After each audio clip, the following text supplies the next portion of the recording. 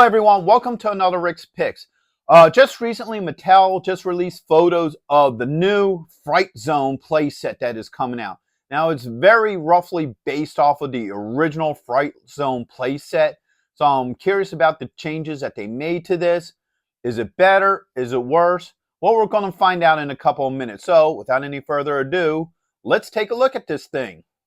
So here it is. This thing looks really good. I like the overall look to it. It definitely has some of the aspects that are very similar to the original one.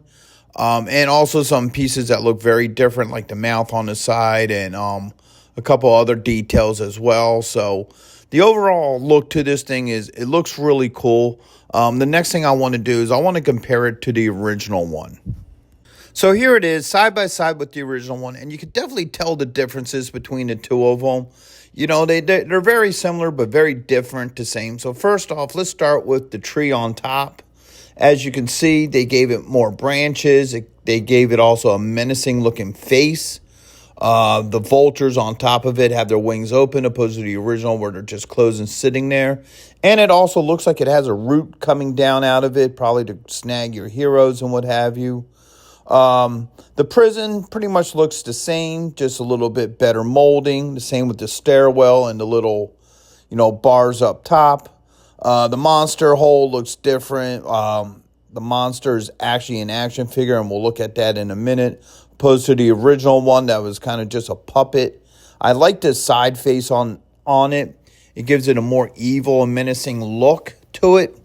Also, when you look at the floor, you can see that with this one, it has claws. The new one has claws, where the original one, if I remember right, the floor just kind of breaks away and your hero falls into it. So there is definitely a lot of noticeable differences between the two sets.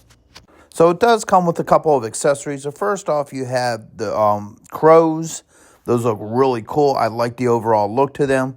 I like the factor that they can come off the tree, so that means you can reposition them wherever you want on there.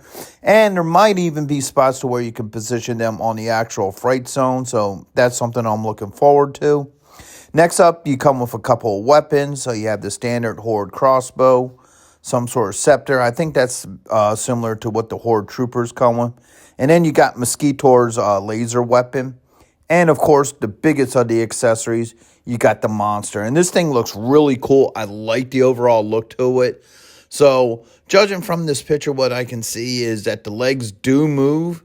Looks like the jaw also opens and shuts. And I'm sure there's probably going to be some sort of head movement in this. So, overall, I am liking the accessories that come with this. So, now here's the inside to this thing. It looks pretty cool. It's definitely an improvement from the original, which didn't have anything at all. So first off, if you look at the top, you got a throne there for, Hordak, which is pretty cool. It looks pretty basic. It's definitely an add-on. Next thing you see is it looks like there's some sort of lava door around where the monster comes out, which is pretty nice. You got a rack for the weapons that come with it as well. You have the prison. It looks like what the prison does is it reverses from the front to the back. And the reason why I say that is because if you look around the frame of it, you could see that it's meant to come in and out. So I guess that's just something that you just spin around to have it come to the back as well. You got these 3 gray loops. I'm not exactly sure what those are for. And then if you look at the floor, what it looks like you could do is you could take the floor from the front and switch it around to the back. So the floor and the prison both switch around from the front. All right, so here's the back of the original Fright Zone compared to the new one.